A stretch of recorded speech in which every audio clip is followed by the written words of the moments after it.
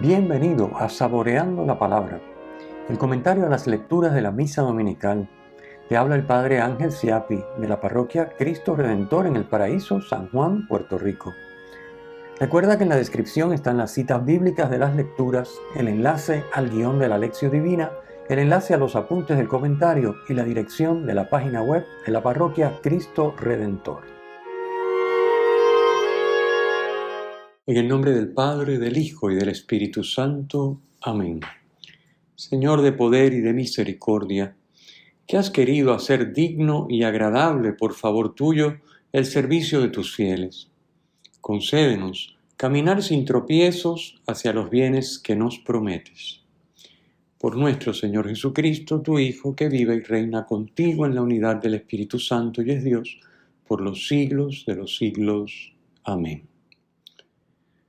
Domingo 31 del tiempo ordinario, ciclo B. Comentemos las lecturas, como de costumbre, comenzando por la primera. La primera lectura está tomada del libro del Deuteronomio, en el capítulo 6, versículos 2 al 6. La palabra griega Deuteronomio significa segunda ley. El pueblo se encuentra en las estepas del Moab y tiene a la vista la tierra prometida que Dios le va a entregar. En el libro, Moisés, que no va a entrar a la tierra prometida, dirige al pueblo unos discursos de despedida en los que recuerda los principales sucesos de la travesía de 40 años por el desierto. Exhorta al pueblo a cumplir el decálogo, propone algunas agrupaciones de leyes y termina finalmente con un cántico y algunas bendiciones. El texto que leemos hoy en la primera lectura señala, en su primera parte, la importancia de ser fiel a los preceptos del Señor para alcanzar larga vida y numerosa descendencia en la tierra prometida. Tierra que emana leche y miel, como indica el versículo 3. El término temer no se refiere a lo que hoy entendemos por esa palabra. No quiere decir tenerle miedo, sino que significa amar, obedecer y seguir fielmente a Dios. En eso consiste el temor a Dios, en amar, obedecer y seguir fielmente su voluntad. Al amor de Dios por su pueblo debe corresponder el amor a Dios por parte de Israel, manifestado en el cumplimiento de sus mandatos. La segunda parte del texto que leemos hoy en la primera lectura expresa la fe monoteísta distintiva de Israel frente al politeísmo de los pueblos orientales de la época. La primera palabra hebrea, Shema, escucha, versículo 4, da nombre a la oración que recitaba diariamente todo judío. Esta oración estaba compuesta por Deuteronomio 6, 4 al 9, Deuteronomio 11, 18, 21 y Números 15, 37 al 41. Por tanto, cuando Jesús responde al escriba en el Evangelio de hoy, le está citando un texto que el escriba conocía muy bien. La consecuencia de que Dios sea uno es que debe ser amado con todo lo que somos, podemos y tenemos, como se expresa en el versículo 5, con todo el corazón, con toda el alma y con todas las fuerzas. En la segunda lectura, tomada de la carta a los Hebreos en su capítulo 7, se nos manifiesta la comparación entre la antigua alianza y la nueva alianza. El sacerdocio en la antigua alianza y el sacerdocio en la nueva alianza.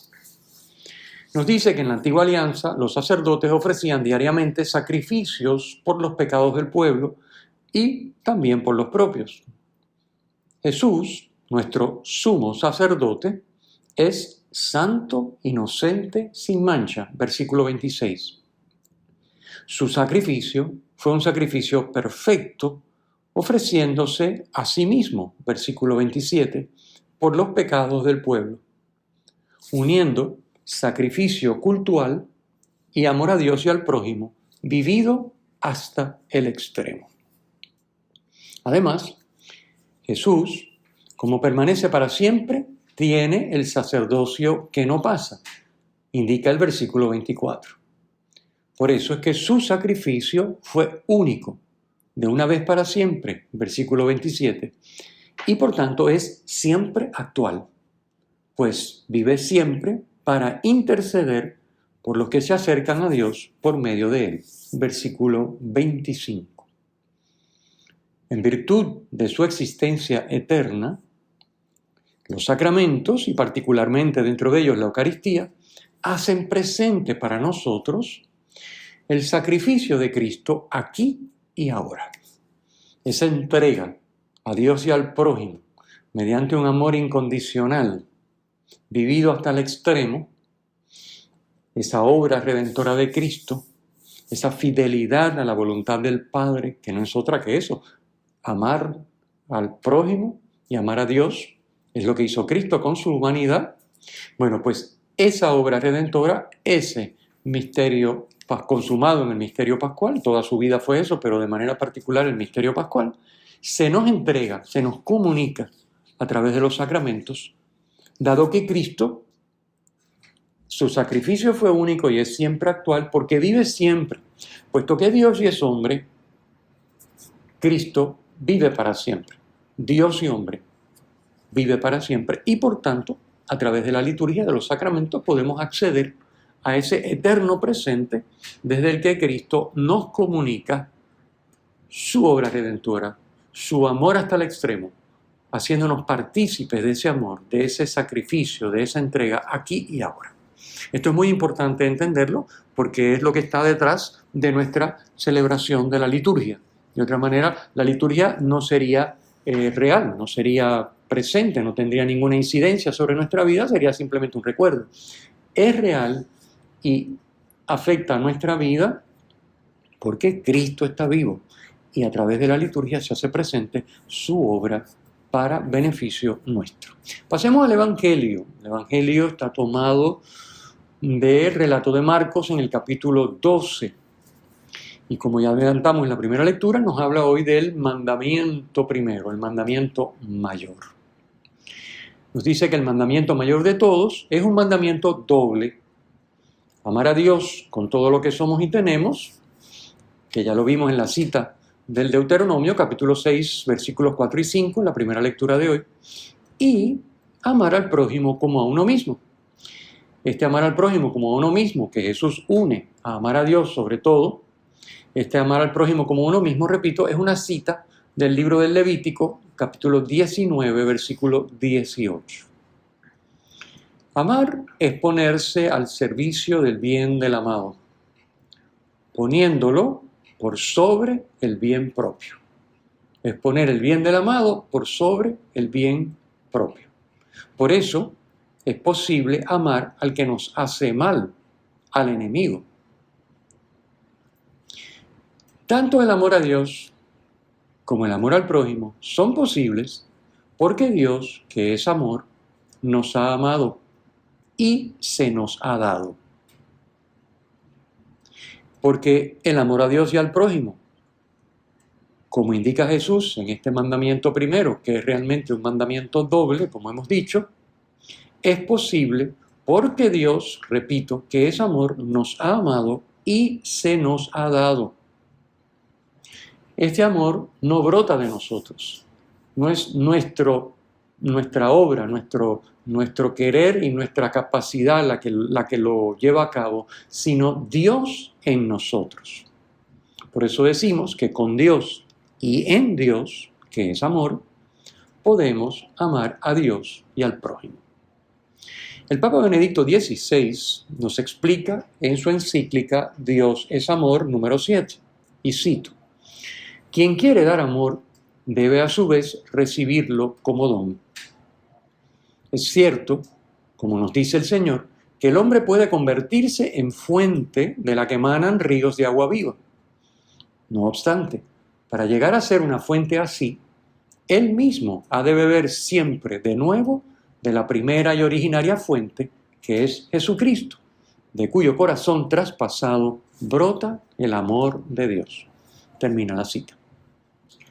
Y en el número 18 de esa misma encíclica, Dios es amor, continúa el Papa Benedicto XVI. Cito: amor a Dios y amor al prójimo son inseparables, son un único mandamiento, pero ambos viven del amor que viene de Dios, que nos ha amado primero. Así pues, no se trata ya de un mandamiento externo que nos impone lo imposible, sino de una experiencia de amor nacida desde dentro, un amor que por su propia naturaleza ha de ser ulteriormente comunicado a otros. El amor crece a través del amor. El amor es divino porque proviene de Dios y a Dios nos une. Y mediante este proceso unificador nos transforma en un nosotros con N mayúscula que supera nuestras divisiones y nos convierte en una sola cosa, hasta que al final Dios sea todo para todos. Esto último es una cita de la primera carta de San Pablo a los Corintios, capítulo 15, versículo 28. Y termino aquí la cita. Ahora sobre el sacramento eucarístico, puesto que hablamos de que por medio del sacramento tenemos acceso a la obra redentora de Cristo, al amor que Dios nos quiere comunicar, que Cristo vivió hasta el extremo, hasta dar la vida. Tenemos acceso a ese amor, que es Dios, para en nosotros, nosotros con Dios, Dios en nosotros, poder amar como nos pide el mandamiento. Pues, puesto que esto se verifica por medio del sacramento, hablemos un momentito, hagamos un pequeño comentario de lo que nos dice el mismo Papa Benedicto XVI en la misma encíclica, Dios es amor, esta vez en el número 14, sobre la Eucaristía. Dice el Papa: en la comunión eucarística está incluido a la vez el ser amados y el amar a los otros. Una Eucaristía que no comporte un ejercicio práctico del amor es fragmentaria en sí misma. Viceversa, como hemos de considerar más detalladamente aún, el mandamiento del amor es posible solo porque no es una mera exigencia. El amor puede ser mandado porque antes es dado. Cierro la cita. Es decir, podemos amar como Dios nos pide y como pide este mandamiento único, mayor que todos, pero doble en su naturaleza. Podemos amar no porque Dios lo ha mandado, sino porque antes Él se nos ha dado y Él en nosotros y nosotros con Él podemos entonces amar. El amor a Dios es la respuesta a su amor por nosotros. Respondemos al amor que Dios nos tiene dejándonos amar por Dios, dejando que Dios viva en nosotros, dejando que su voluntad se cumpla en nosotros y por ende tengamos la capacidad que Él nos otorga para amar como Él ama. Y de esa manera amamos a Dios dejándonos amar por Él y correspondemos a ese amor amando al prójimo, dejando que Dios ame a través nuestro a nuestros hermanos. El amor al prójimo es, por tanto, la concreción de nuestro amor a Dios y es también su validación, como nos dice el apóstol Juan en su primera carta, capítulo 4, versículo 20, quien no ama a su hermano a quien ve, no puede amar a Dios a quien no ve. Es decir, la validación de que amamos a Dios es que amamos al hermano. El escriba del Evangelio de hoy asiente con lo que dice Jesús y lo refrenda diciendo que amar vale más que todos los holocaustos y sacrificios. Versículo 33. Esto es muy significativo, que encontrándose en el templo de Jerusalén, lugar donde se realizaban los sacrificios requeridos por el culto, un escriba exprese que el amor vale más que todo eso. Por otra parte, Es lo mismo que dijo San Pablo. Aunque repartiera todos mis bienes y entregara mi cuerpo para dejarme quemar, si no tengo caridad, de nada me aprovecharía. Así nos dice en su primera carta a los Corintios, capítulo 13, versículo 3. Este escriba es el único que recibe un elogio. Jesús le dice en el versículo 34, no estás lejos del reino de Dios. El único que recibe un elogio en el Evangelio de Marcos, que siempre presenta a los escribas y fariseos como opositores de Jesús. El escriba no está lejos del reino, porque ha comprendido que no hay culto a Dios sin amor. Pues la única manera de dar culto a Dios es amando. Pero le falta por comprender, quizás también a nosotros, que el amor no es posible para el ser humano con sus solas fuerzas si no lo recibe de Dios, si no entra en la comunión trinitaria. Recordemos que Jesús le explica a la samaritana que los verdaderos adoradores lo hacen en espíritu y en verdad, es decir, en la comunión trinitaria, en el espíritu, en la verdad, que es el Hijo, y en el Padre, en comunión con los tres. Así que la única manera de poder amar para el ser humano es entrar en comunión con Dios, entrar en comunión con la Trinidad y dejar a Dios amar en Él. A la luz de esto debemos pensar cada uno qué nos falta para vivir plenamente como discípulos de Jesús. Por eso es vital entender que no se trata de celebrar la misa, por ejemplo, y luego vivir egoístamente, con criterios mundanos, aunque haciendo alguna que otra obra caritativa. Tampoco se trata de entregarse al bien del prójimo y descuidar la oración, la liturgia, la práctica sacramental. En ninguno de los casos estaríamos acogiendo a Dios como un don para dejarlo amar en nosotros a los hermanos. De lo que se trata es de convertir nuestra vida en culto a Dios, dejándonos transformar por Dios para acogerlo como don en nuestra vida y amar por Cristo, con Él y en Él, a nuestro prójimo. Ya que el amor es divino, ese amor divino es total y totalizante, podemos examinar los diferentes aspectos de nuestra vida. Por ejemplo, el uso del tiempo, de los bienes materiales y el dinero, y los ámbitos en los que nos desenvolvemos, por ejemplo, en la celebración de la liturgia, en nuestras relaciones familiares, con las amistades, en nuestras relaciones comerciales, para ver si amamos a Dios y al prójimo con todo lo que somos, podemos y tenemos.